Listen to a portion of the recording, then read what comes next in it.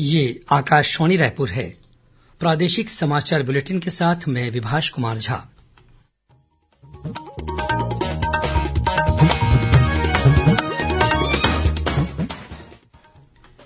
और अब पेश है आज के मुख्य समाचार। छत्तीसगढ़ में बिजली लगभग 2.5% महंगी हो गई है। राज्य विद्युत नियामक आयोग ने आज बिजली की नई दरें जारी कर दी हैं। मुख्यमंत्री भूपेश बघेल ने आज नई दिल्ली में केंद्रीय गृह मंत्री अमित शाह से मुलाकात कर प्रदेश के माओवाद प्रभावित बस्तर संभाग के 7 जिलों को दी जाने वाली विशेष सहायता राशि फिर से शुरू करने का आग्रह किया। कल जैन धर्म के 24वें तीर्थंकर महावीर स्वामी की जयंती के साथ ही संविधान निर्माता डॉक्टर भीमराव अम्बेडकर की जयंती और बैसाखी का पर्व मनाया जाएगा। राज्यपाल और मुख्यमंत्री ने दी प्रदेशवासियों को शुभकामनाएं। और प्रदेश के करीब 9 जिलों में गरज चमक के साथ अंधड़ चलने और आकाशीय बिजली गिरने की चेतावनी दी गई।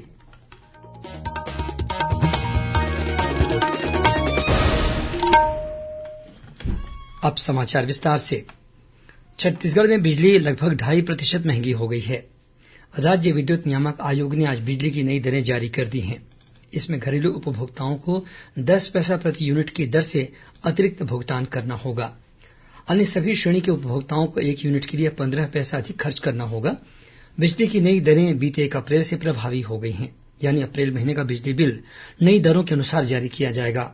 इस बढ़ोतरी में बिजली बिल हाफ योजना के अलावा राज्य सरकार द्वारा ली जाने वाली ड्यूटी और सेस को शामिल नहीं किया गया है।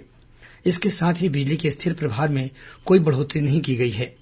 उच्च दाब वाले इस्पात उद्योगों के लिए बिजली दरों में 5 पैसा प्रति यूनिट की बढ़ोतरी की गई है। हालांकि पोहा मुरमुरा बिल को दी जाने वाली 5% की छूट आगे भी जारी रहेगी। इसी तरह टेक्सटाइल उद्योग के साथ पावरलूम, हैंडलूम, जूट और एथेनॉल उद्योग को भी ऊर्जा प्रभार में 25% की छूट दी जाएगी। वहीं गैर सब्सिडी वाले कृषि पंप के उपभोक्ताओं के लिए 20% की छूट पहले की तरह जारी रहेगी। खेतों में लगे बिजली के मोटर पंपों के लिए 100 वाट तक की बिजली के उपयोग की सुविधा इस साल भी जारी रहेगी। इसके अलावा ग्रामीण क्षेत्रों तथा बस्तर और सरगुजा विकास प्राधिकरण के क्षेत्र में संचालित अस्पतालों और पैथोलॉजी सेंटरों के लिए भी 7% की छूट जारी रहेगी। इसी तरह महिला समूहों को व्यावसायिक गतिविधियों के लिए बिजली दर में 10% की छूट दी जाएगी। ग्रामीण क्षेत्रों में बनाए जा रहे गौठानों को घरेलू उपभोक्ताओं की श्रेणी में ही बिजली की आपूर्ति की जाएगी। पर्यावरण संरक्षण के प्रोत्साहन के लिए बिजली वाहनों की चार्जिंग इकाइयों को 5 रुपये प्रति यूनिट की छूट जारी रहेगी। वहीं राज्य के माओवाद प्रभावित दूरस्थ जिलों में संचार व्यवस्था को बेहतर बनाने के लिए नए मोबाइल टावर लगाने पर 50% की छूट भी जारी रहेगी। इसी तरह ऑक्सीजन संयंत्रों के लिए भी 10% की छूट जारी रहेगी। राज्य विद्युत नियामक आयोग के अध्यक्ष हेमंत वर्मा ने बताया कि राज्य की तीनों बिजली कंपनियों ने करीब 1004 करोड़ रुपए के राजस्व घाटे की पूर्ति के लिए बिजली दरें बढ़ाने का आग्रह किया था। नियामक आयोग ने अपने परीक्षण के बाद केवल 386 करोड़ रुपए का घाटा स्वीकार किया है। केंद्र सरकार ने कोंडागांव जिले को माओवाद से प्रभावित अति संवेदनशील जिलों की सूची से हटाकर संवेदनशील जिलों की सूची में शामिल कर दिया है। पिछले कुछ वर्षों के दौरान जिले में माओवाद से संबंधित घटनाओं में लगातार कमी दर्ज की जा रही है। पिछले 2 वर्षों में यहां केवल छिटपुट मामले ही सामने आए हैं। बस्तर संभाग में कोंडागांव पहला जिला है जिसे अति संवेदनशील जिले की सूची से हटाकर संवेदनशील जिलों की सूची में रखा गया है। इस संबंध में जिला कलेक्टर पुष्पेंद्र मीणा ने बताया कि केंद्रीय गृह मंत्रालय ने माओवादी हिंसा मामलों में गिरावट को देखते हुए यह घोषणा की है। वहीं पुलिस अधीक्षक दिव्यांग पटेल ने इसका श्रेय जिले के सुरक्षा बलों के लगातार प्रयासों को देते हुए इसे जिला बल की उपलब्धि बताया है। मुख्यमंत्री भूपेश बघेल ने केंद्र सरकार से प्रदेश के माओवाद प्रभावित बस्तर संभाग के 7 जिलों को दी जाने वाली विशेष सहायता राशि फिर से शुरू करने का आग्रह किया है। उन्होंने राज्य को दी जाने वाली जीएसटी क्षतिपूर्ति को भी जारी रखने का अनुरोध किया है। आज नई दिल्ली में केंद्रीय गृह मंत्री अमित शाह से मुलाकात के दौरान मुख्यमंत्री ने इस संबंध में चर्चा की। इसके साथ ही श्री बघेल ने माओवाद प्रभावित क्षेत्रों में संचार सुविधा बढ़ाने तथा बस्तर में सीआरपीएफ की 2 और बटालियन तैनात करने के बारे में भी चर्चा की। केंद्रीय गृह मंत्री ने माओवाद के मोर्चे पर छत्तीसगढ़ को हरसंभव मदद का आश्वासन दिया है। खैरगढ़ विधानसभा उपचुनाव के लिए लगभग 78% मतदान दर्ज किया गया है। राजनांदगांव जिले के इस विधानसभा क्षेत्र में कल मतदान आमतौर पर शांतिपूर्ण रहा। इस उपचुनाव के लिए 10 उम्मीदवार चुनाव मैदान में थे। इन सभी के भाग्य का फैसला 16 अप्रैल को मतगणना के दिन होगा। इसी दिन परिणाम घोषित किए जाएंगे। मतदान संपन्न होने के बाद सभी केंद्रों से प्राप्त वोटिंग मशीनों को स्ट्रांग रूम में सील बंद कर दिया गया है। इस स्ट्रांग रूम की सुरक्षा के लिए केंद्रीय पुलिस बल की एक कंपनी तैनात की गई है। स्ट्रांग रूम के चारों तरफ लगातार निगरानी रखने के लिए 6 सीसीटीवी कैमरे लगाए गए हैं। गौरतलब है कि जनता कांग्रेस छत्तीसगढ़ के विधायक देवव्रत सिंह के निधन के बाद खैरागढ़ की यह सीट रिक्त हो गई थी। प्रादेशिक समाचार आप आकाशवाणी रायपुर से सुन रहे हैं। छत्तीसगढ़ की खबरों से है आपका वास्ता और खबरों की विश्वसनीयता से है हमारा वास्ता। आकाशवाणी समाचार रायपुर के प्रादेशिक समाचार बुलेटिन के साथ ही हमारे समसामयिक कार्यक्रम आप रेडियो के अलावा अपने मोबाइल पर भी सुन सकते हैं। आकाशवाणी समाचार फेसबुक, ट्विटर और यूट्यूब पर भी उपलब्ध है। हमारा Facebook page Chhattisgarh news on AIR, Twitter handle CGAIR news और हमारा यूट्यूब चैनल है छत्तीसगढ़ AIR न्यूज। तो अब रेडियो के साथ ही आपके मोबाइल के जरिए भी हम पहुंच रहे हैं आप तक। छत्तीसगढ़ की हर खबर के लिए सुनते रहिए आकाशवाणी समाचार। और अब आगे बढ़ते हैं बाकी के समाचारों की ओर।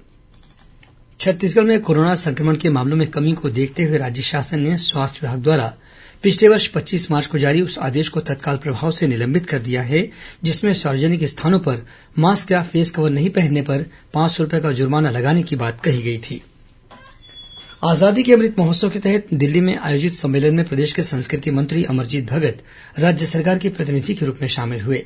सम्मेलन का उद्घाटन केंद्रीय गृह मंत्री अमित शाह ने किया। इस सम्मेलन में श्री भगत ने बताया कि अमृत महोत्सव के तहत होने वाले विभिन्न कार्यक्रमों के जरिए छत्तीसगढ़ के स्वाधीनता सेनानियों के योगदान से प्रदेशवासियों को अवगत कराया जा रहा है। सम्मेलन का उद्देश्य आजादी का अमृत महोत्सव अभियान में राज्यों और केंद्रशासित प्रदेशों की महत्वपूर्ण भागीदारी सुनिश्चित करना है। कल जैन धर्म के 24वें तीर्थंकर महावीर स्वामी की जयंती मनाई जाएगी। इस मौके पर प्रदेश भर के जैन मंदिरों में नवकार पाठ सहित पारंपरिक कार्यक्रमों का आयोजन किया जाएगा। राज्यपाल अनुसुईया उइके और मुख्यमंत्री भूपेश बघेल ने महावीर स्वामी की जयंती के अवसर पर प्रदेशवासियों को बधाई और शुभकामनाएं दी हैं। राज्यपाल ने अपने संदेश में कहा है कि भगवान महावीर ने विश्व कल्याण के लिए सत्य, अहिंसा, अस्तेय, अपरिग्रह और ब्रह्मचर्य का संदेश दिया। वहीं संविधान निर्माता डॉक्टर भीमराव अम्बेडकर की भी कल जयंती मनाई जाएगी। इस मौके पर कल प्रदेश भर में विभिन्न कार्यक्रमों का आयोजन किया जाएगा। प्रदेश भाजपा द्वारा कल सुबह 9:30 बजे राजधानी रायपुर के कलेक्ट्रेट चौक पर स्थापित डॉक्टर अम्बेडकर की प्रतिमा पर पुष्पांजलि अर्पित की जाएगी। इस कार्यक्रम में भाजपा के राष्ट्रीय सह संगठन महामंत्री शिव प्रकाश, छत्तीसगढ़ प्रभारी डी पुरंदेश्वरी और प्रदेश के सह प्रभारी नितिन नवीन सहित प्रदेश भाजपा के पदाधिकारी शामिल होंगे। उधर राजनांदगांव में डॉक्टर अम्बेडकर की जयंती पर कल बौद्ध समाज द्वारा रैली निकाली जाएगी। राज्यपाल अनुसुईया उइके और मुख्यमंत्री भूपेश बघेल ने प्रदेशवासियों को डॉक्टर अम्बेडकर की जयंती पर बधाई और शुभकामनाएं दी हैं। अपने संदेशों में राज्यपाल और मुख्यमंत्री ने कहा है कि समाज के शोषित, दलित और पिछड़े वर्गों के उत्थान के लिए बाबा साहेब ने विशेष योगदान दिया। कल ही फसल कटाई का पर्व बैसाखी मनाया जाएगा। राज्यपाल और मुख्यमंत्री ने बैसाखी पर्व पर भी प्रदेशवासियों को बधाई और शुभकामनाएं दी हैं। दंतेवाड़ा जिले के गिदम मार्ग पर एक वाहन के अनियंत्रित होकर खाई में गिर जाने से 3 लोगों की मौके पर ही मौत हो गई। वहीं 3 अन्य लोग गंभीर रूप से घायल हो गए। इन सभी घायलों को जिला अस्पताल में भर्ती कराया गया है। उधर जांजगीर चांपा जिले के कचंदा गांव में 2 मोटरसाइकिलों की टक्कर में दोनों वाहनों में सवार 2 लोगों की मौत हो गई। प्रदेश के स्कूल शिक्षा मंत्री डॉक्टर प्रेमसाय सिंह टेकाम की सुरक्षा में हुई चूक के मामले में कबीरधाम जिले के 6 पुलिसकर्मियों को तत्काल प्रभाव से निलंबित कर दिया गया है। जिले की अतिरिक्त पुलिस अधीक्षक मनीषा ठाकुर ने इन सभी पुलिसकर्मियों को माओवाद प्रभावित क्षेत्र कुंडपानी कैंप में अटैच किया है। बीते 10 अप्रैल को शिक्षा मंत्री के कवर्धा दौरे के समय ये सभी पुलिसकर्मी ड्यूटी के दौरान नशे में पाए गए थे। और अब पेश है मौसम का हाल। प्रदेश के बिलासपुर, कोरबा, जशपुर, सरगुजा, कांकेर, धमतरी, गरियाबंद, महासमुंद, पेंड्रा और इनसे लगे जिलों में 1-2 स्थानों पर अगले कुछ घंटों के दौरान गरज चमक के साथ अंधड़ चलने और आकाशीय बिजली गिरने की चेतावनी दी गई है। मौसम विभाग के अनुसार इस समय कर्नाटक से पश्चिमी विदर्भ तक एक द्रोणिका बनी हुई है। वहीं प्रदेश में उत्तरी और दक्षिणी हवा का आगमन लगातार हो रहा है। इसके प्रभाव से कल प्रदेश में 1-2 स्थानों पर हल्की वर्षा होने या गरज चमक के साथ बौछारें पड़ने की संभावना है। कुछ खबरें संक्षेप में सुन लीजिए। रायगढ़ के जिला भाजपा उपाध्यक्ष आशीष ताम्रकार को पार्टी से निलंबित कर दिया गया है। उनसे 7 दिनों के भीतर स्पष्टीकरण भी मांगा गया है। प्रदेश के मनरेगा कर्मियों ने अपनी 2 सूत्रीय मांगों को लेकर आज दंतेवाड़ा से अपनी पदयात्रा शुरू की। ये पदयात्रा रायपुर में संपन्न होगी, जहां प्रदेश भर के मनरेगा कर्मी एकत्रित होंगे।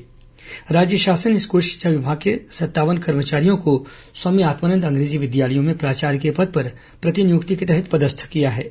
ये सभी कर्मचारी प्रदेश के विभिन्न स्कूलों में प्राचार्य, व्याख्याता और व्याख्याता एलबी के पद पर कार्यरत रहे हैं।